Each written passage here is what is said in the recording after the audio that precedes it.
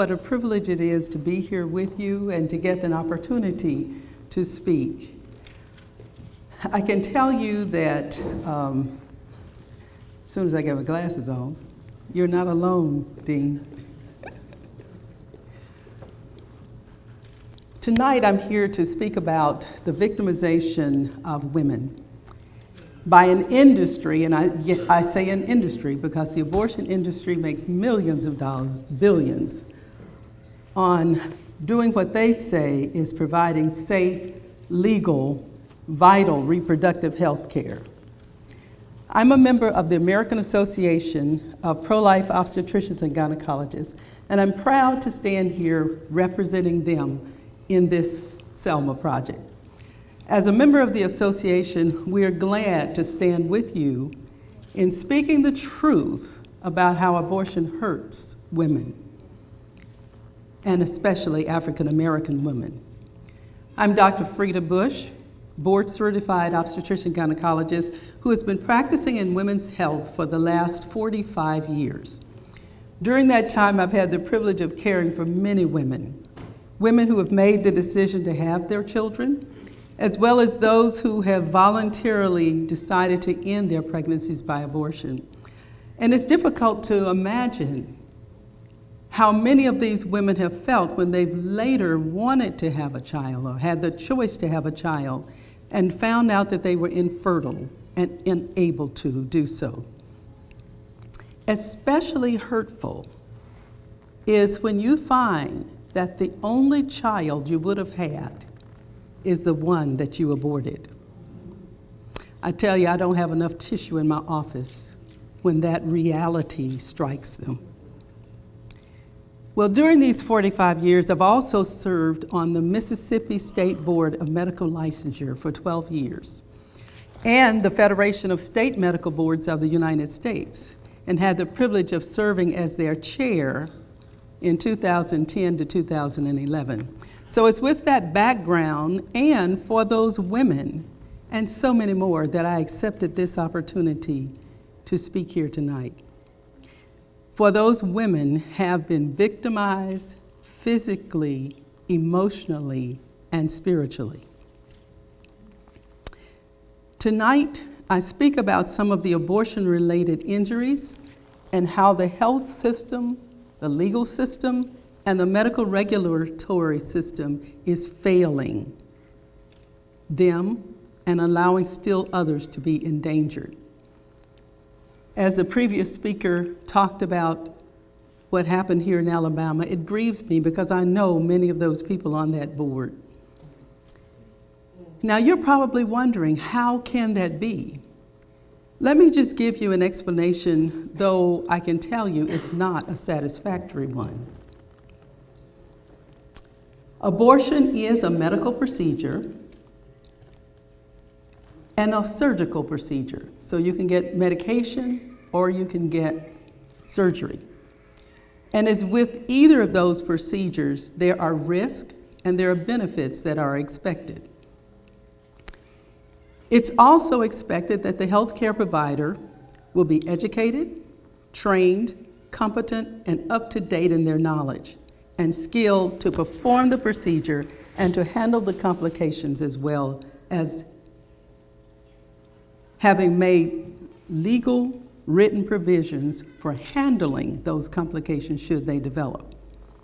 The requirements to practice include that the doctor has an active medical license in that state, be in good standing with the medical board, and that the medical board is charged with monitoring and investigating any complaints on that doctor and taking the appropriate disciplinary action, including and up to revocation of that license.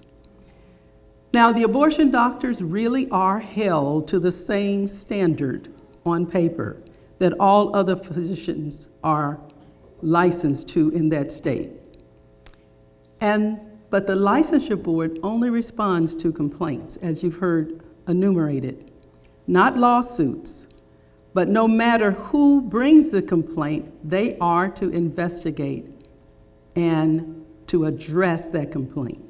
But you know, many women don't make complaints about it because they are ashamed or they're feeling guilty, or for a number of reasons. But that still does not excuse what I've heard explained here tonight.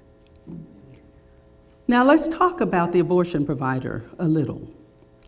Many of the abortion doctors are not OBGYNs. Some of them are family doctors and some of them are other practice specialties.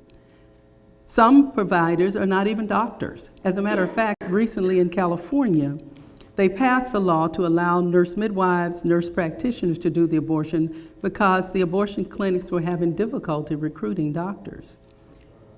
I have a question about their ability. If the doctors are having difficulty, how would a mid-level practitioner function? I just asked the question.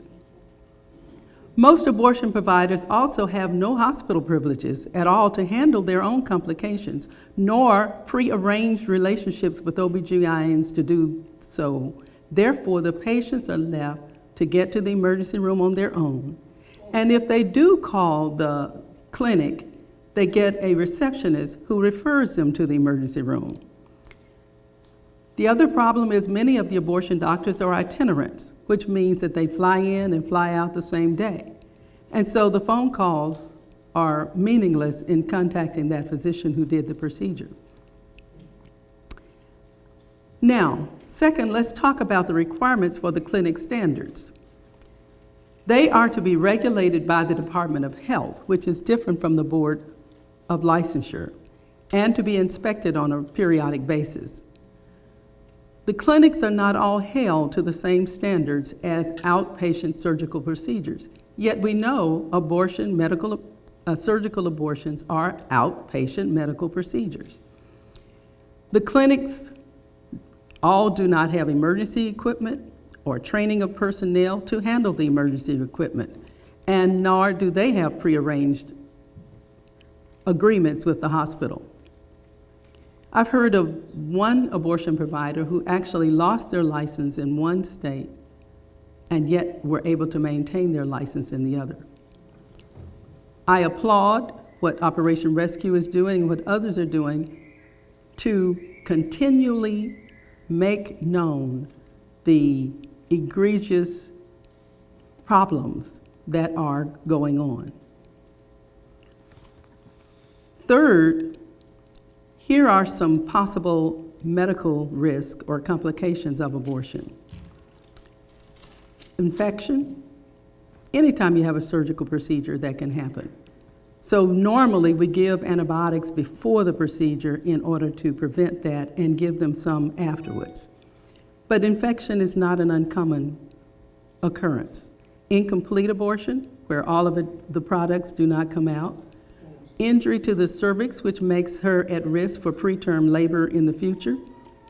Uterine perforation, where the bowel or the bladder could be injured. And these are medical emergencies.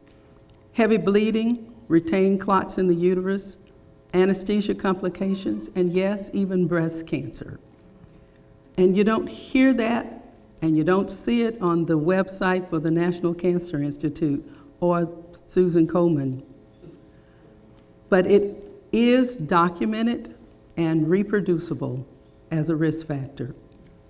The American Association of Pro-Life OB-GYNs also did a study on and reported a task force report on mental health and abortions. So we know about the guilt and the grief and the shame that I just talked about. But there are so many more complications that occur as a result. 30% of women who suffer from serious prolonged negative psychological consequences.